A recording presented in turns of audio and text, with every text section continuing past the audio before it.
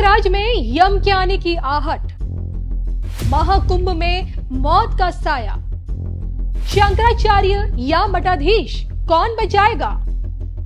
देखिए सिर्फ धर्म ज्ञान पर।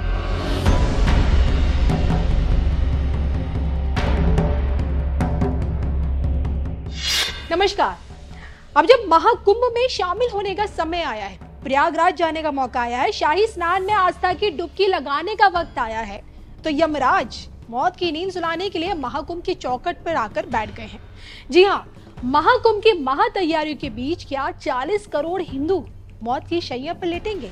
शंकराचार्य या मठाधीश हिंदुओं को कौन बचाएगा? देखिए इस पर हमारी ये खास रिपोर्ट।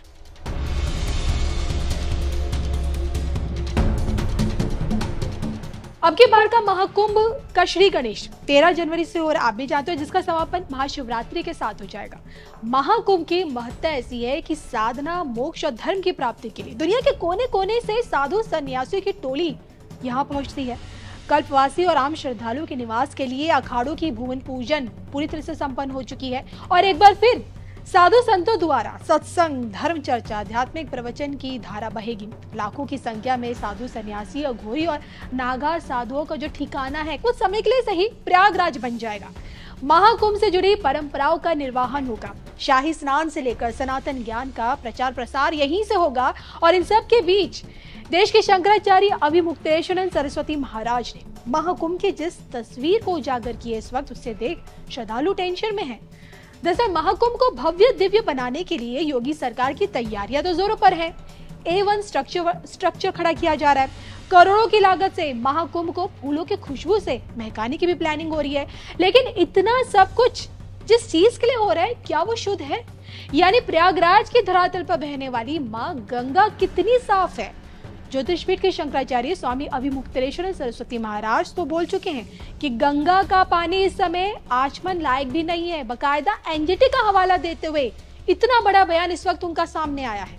बात यह है कि एनजीटी नाम की एक संस्था है, उसने कहा कि गंगा का पानी इस समय आचमन लायक भी नहीं है और ये भी कह दिया कि गंगा के किनारे प्रयाग में और काशी में ये बोर्ड लगाकर लिख जाए कि आचमन योग्य जल नहीं। तो आप समझ लो कि क्या हाल है। इसी में 40 करोड़ लोगों को स्नान करने के लिए सरकार तैयारी कर रही है। गंगा की धारा को सही नहीं कर रही है। गंगा के किनारे 40 करोड़ लोगों को बुलाकर उस पानी में नहलाने की और उस पानी को पिलाने की तैयारी कर रही है, जिसे एनजीटी नाम की संस्था ने आचमन योग्य भी नहीं माना है। तो शंकराचार्य स्वामी अभिमुक्तेश्वरानंद सरस्वती के इसी बयान के आधार पर यही कहा जा रहा है कि भाई महाकुंभ में 40 करोड़ हिंदू मौत के साए में होंगे। उनके स्वास्थ्य के साथ एक तरह से खिलवाड़ किया जा रहा है। लेकिन क्या यही हकीकत है? क्योंकि मठाधीश से मुख्यमंत्री बने योगी बाबा का कुछ और कहना है। योगी बाबा इस बात की गारंटी दे रहे हैं कि आचमन और स्नान के लिए प्रयागराज का गंगा जल पूरी तरह से शुद्ध है। गंगा जल आचमन और स्नान के लिए पूर्णतः शुद्ध है। वर्ष 2014 में पूर्व गंगा जी में बीओडी स्तर 22,000 से भी ज्यादा हुआ करता था, जो स्नान योग्य नहीं था। आज गंगा जल में बीओडी की मात्रा घटकर लगभग 250 से 300 के मध्य रह गई। अब गंगा जल आचमन करने का स्नान योग्य है। गंगा जल अमृत है। तो प्रयागराज में गंगा की शुद्धता कहती क्या है?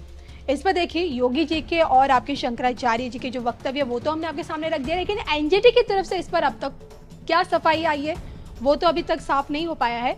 लेकिन हकीकत क्या कहती है वो आने वाले समय में बिल्कुल साफ हो जाएगी।